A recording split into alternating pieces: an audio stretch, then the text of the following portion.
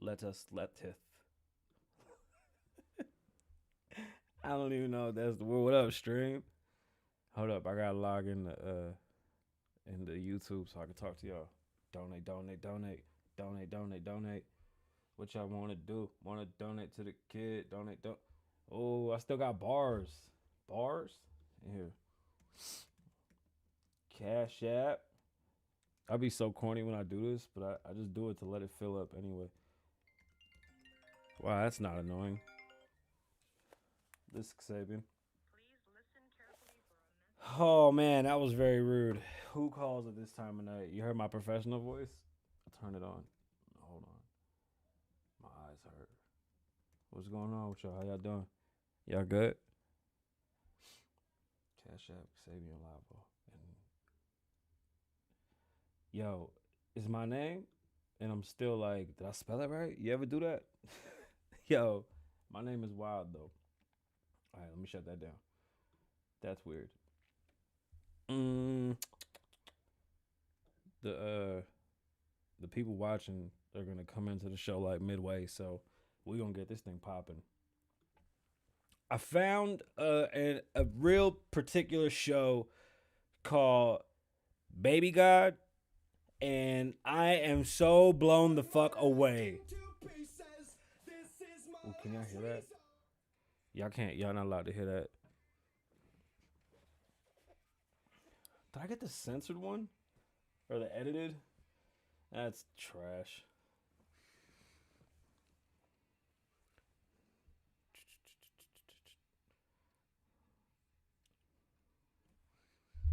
No breathing.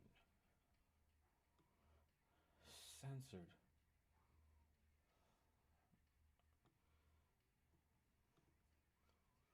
Dynamite.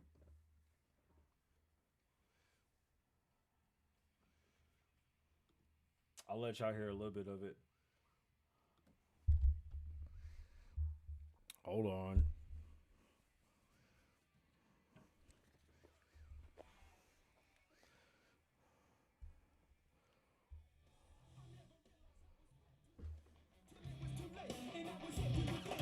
It's Kasabian.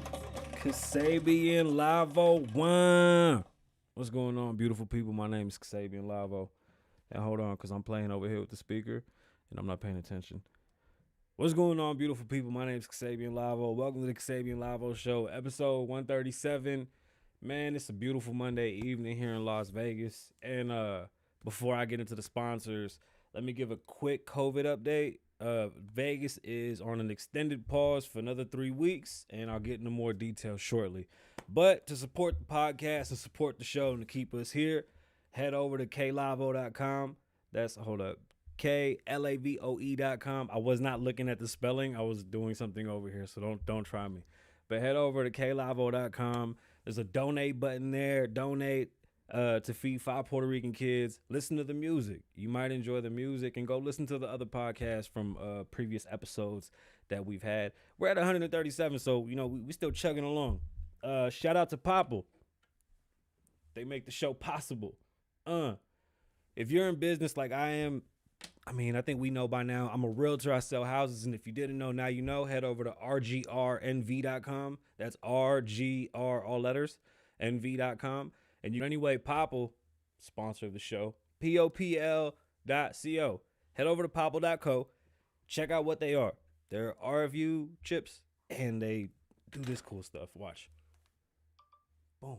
See that? I just popped myself.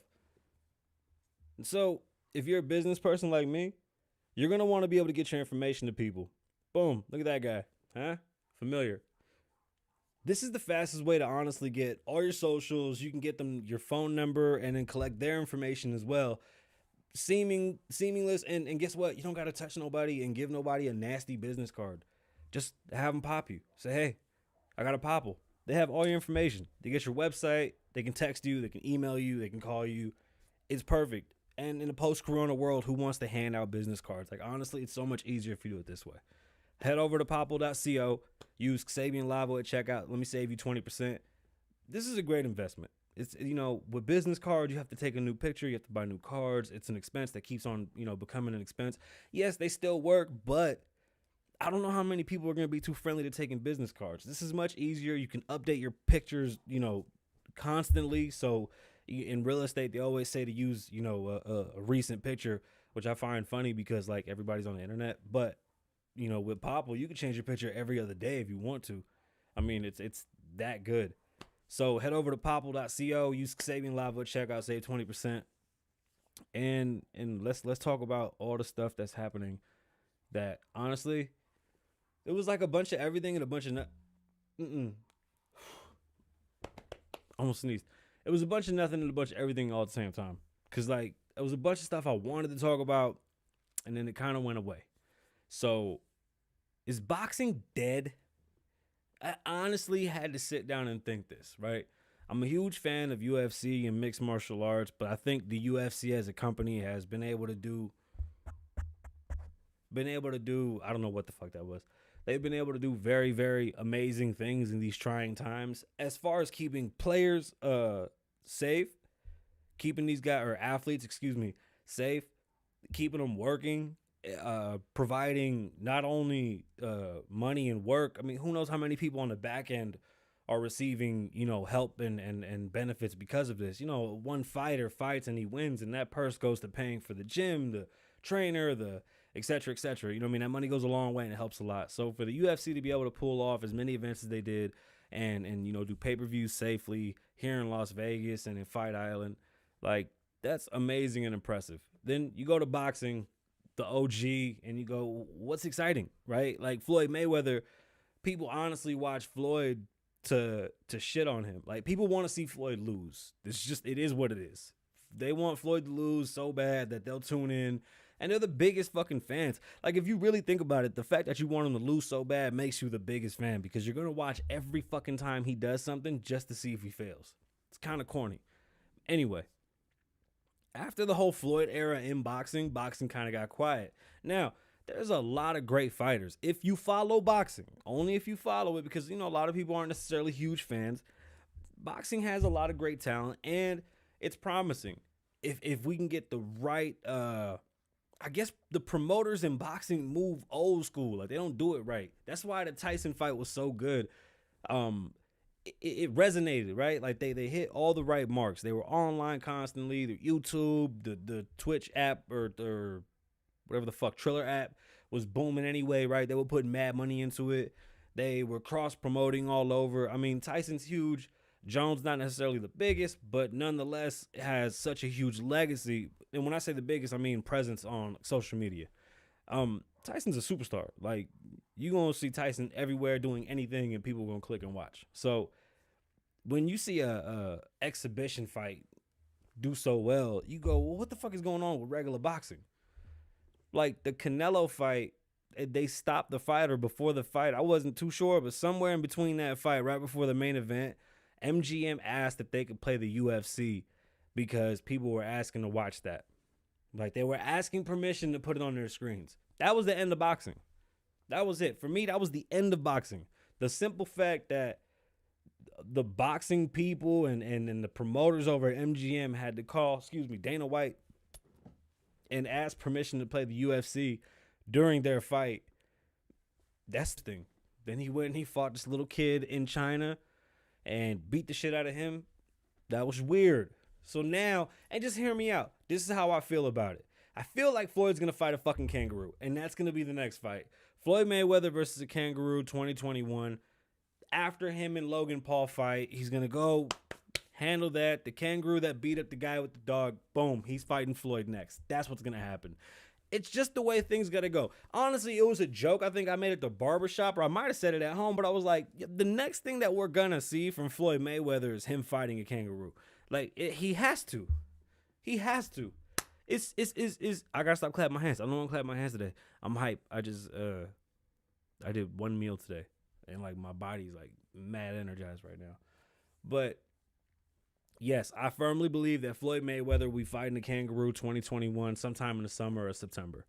And he's going to win. He'll be 53-0. It's fucking amazing. This guy just can't be stopped. I'm just being a predictor of things. If you could put money on bets, I would bet the simple fact that he's going to fight a kangaroo. I'm pretty sure that's worth about $1 million now. And then after they fight, it's gonna be the most amazing fight, and we'll always talk about this forever and ever. And that's where we've gotten as a society, and that's why I said boxing is dead. And then Earl Spence comes out. I mean, after a car accident, who knows how people are gonna be, especially because car accidents are very psychological and physical. But the psychological level always worries me more than the physical, because you can always heal, but the mental aspect of an accident is always pretty scary. So, and it depends how it happens and how it affects you as a person. And as a boxer, head trauma is one of those things you want to avoid, and something like a car accident can give you fucking head trauma. He came in and fought. He looked good. Danny Garcia looked good too, but Spence looked good. And I said, damn, is boxing not dead? I don't know. I'm going to wait. So I kept on holding the subject back. And this all came about, because of Floyd fighting Logan.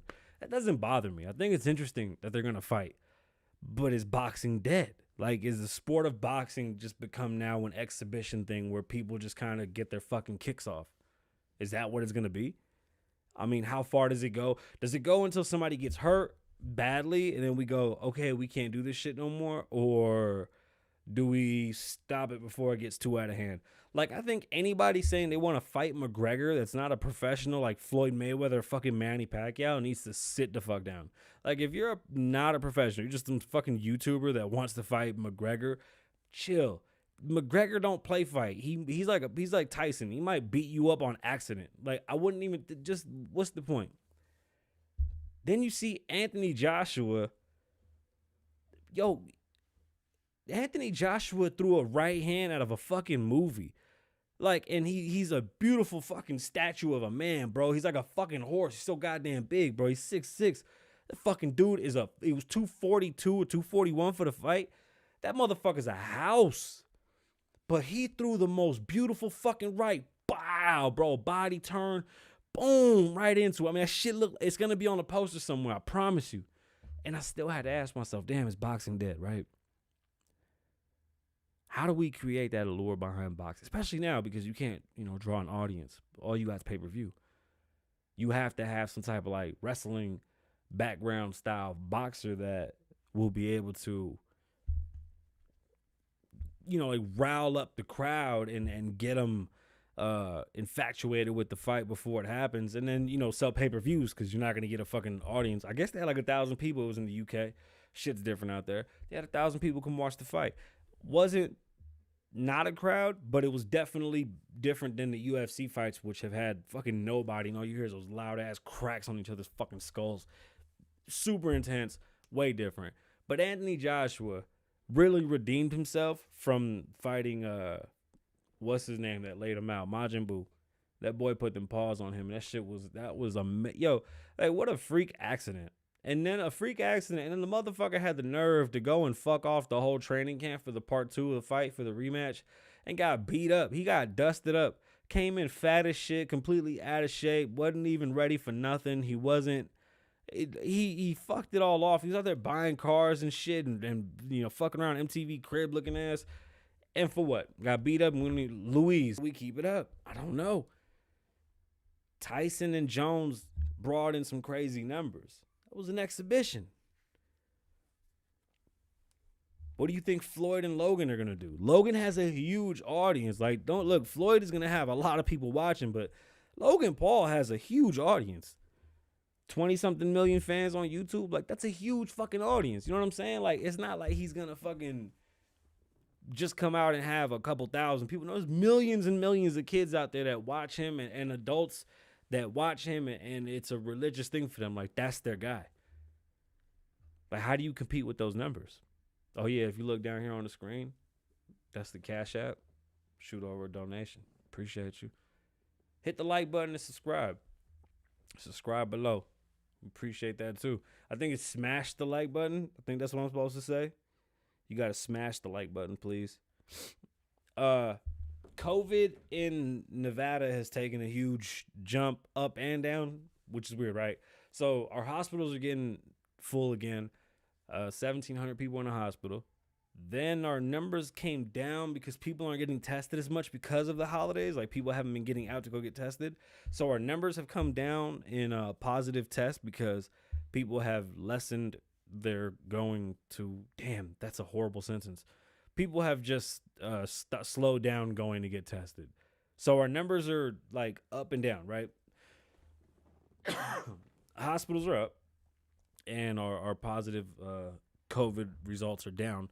For the time being, there's no cure. It's just it happens to be that way at the moment. And they said the reason is because of the holidays. So with that being said, they still want us to wear masks, wash our hands. If you don't have to go out, please don't go out. Thank you. We appreciate you. With that being said, the vaccine is out. People are taking it. People are lining up, I guess. I don't know how it works because I thought you had to be chosen, and then how do they choose you? I feel like it just gets kind of sketchy. And like, what if the person they choose, or they say, hey, to work here, you have to be tested, and they say, no, I don't want to be, or not tested, vaccinated, and they say, no, I don't want to be vaccinated. I don't know. I don't know what to say. Nevada's running out of money. We don't have any money to pay anybody anything. If we go on another lockdown, we can't afford to pay unemployment. They can't afford shit. They're trying to hold off on evictions and on foreclosures, and those are starting to come up soon, and the governor's doing everything he can. Excuse me.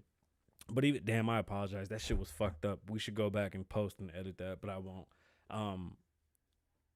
They're doing everything they can to mitigate shutting down, but it doesn't seem that way because there's no transparency. It really isn't. At one point, they said that a person was dying every 2 minutes. And there's no... Where is that happening? Then they tell us that mad people are in the hospital, and then we're asking, where is that at? We don't see that either. You say the numbers are booming, but it's really not representative in front of you. And I'm not saying that it's not happening because you're not seeing it. It probably is happening. I'm just confused because this town really isn't that big. So where is it happening? If it's not in Vegas and it's northern Nevada, it'd be nice to know. But in Las Vegas, I haven't seen much. Just being honest. I encourage everybody to wash their hands and wear their mask when they're out. Just, be patient, and hopefully this shit will be over soon. The money situation is scary. They passed the relief, but then they said that the relief was just going to help people on unemployment. And I'm like, damn, we're running out of that. Like, unemployment comes to an end, they said, and people have to apply again. And then I heard something about people can't even get unemployment until March because they're not qualified until March. Like, what? Who the fuck?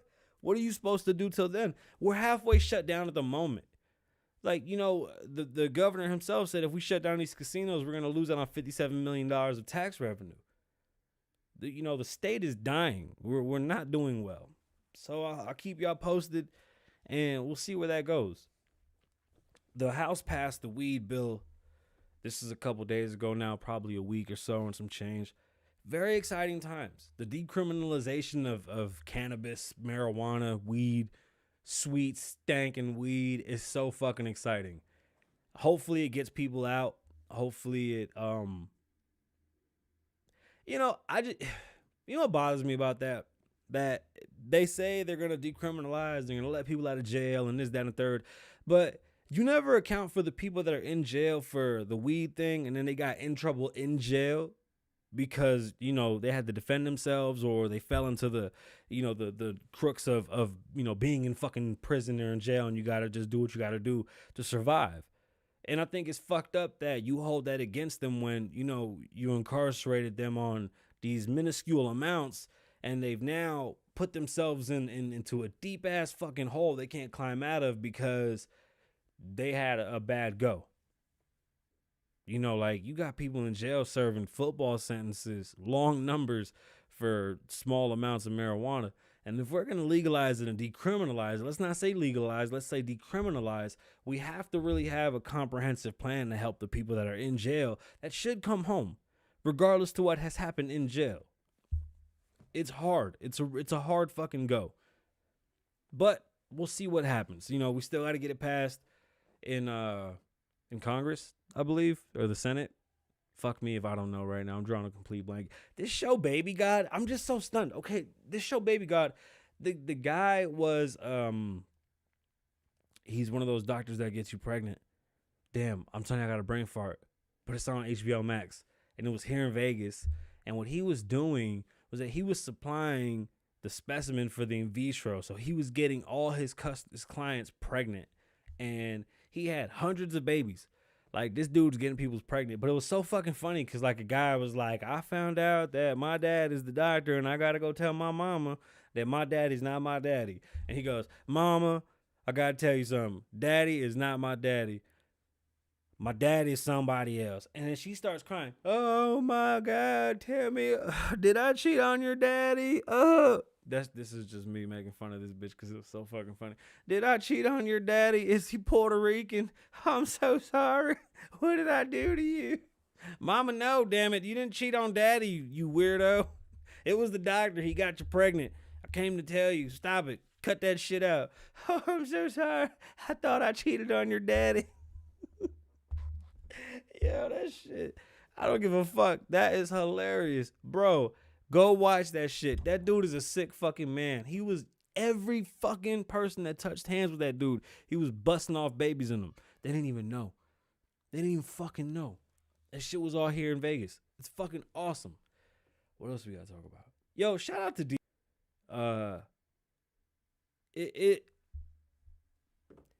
He honestly came up out the mud. Like, you can say what you want to say about academics, but academics is a staple in music. He's like today's Carson Daly. He's today's 106 in Park.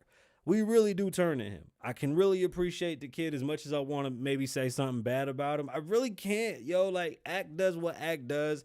People are mad at him, but like a person like Meek Mills is just looking for a scapegoat because he can't admit his wrongs and he's too fucking stubborn to admit that he's not right for what he's mad at him for. Academics doesn't stir up shit. These motherfuckers out here shooting at each other and he's just talking about it. Don't get mad at him because he's talking about it. I don't think he's starting it or perpetuating it and making it bigger. But he is his own boss. And academics is somebody that a lot of you young people should be looking up to and a lot of older people too. What he's done is pretty impressive. He's built his own empire, a media empire, off of his name by himself with no machine. It's very impressive. Give him his flowers for what he's done. I've seen him all weekend. You good. You are definitely a part of the culture. And people that say he's not, they're just hating, talking shit. Because he is. Academics, stop talking today. Yo, academics has made some of y'all hotter than y'all ever been. A lot of you motherfuckers I know because of academics. Like, you know, like I said, all weekend. That's all he was doing was defending himself. I don't think he needs to. I just got Apple Arcade, and it's pretty fucking awesome.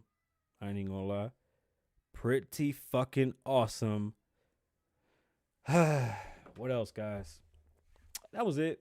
Just wanted to come on this Monday and talk some stuff. We'll see if we jump on tomorrow. If not, I'm for sure back on Wednesday. I think we'll be back on tomorrow. My name is Kasabian Lavoe. Thank you for listening. Living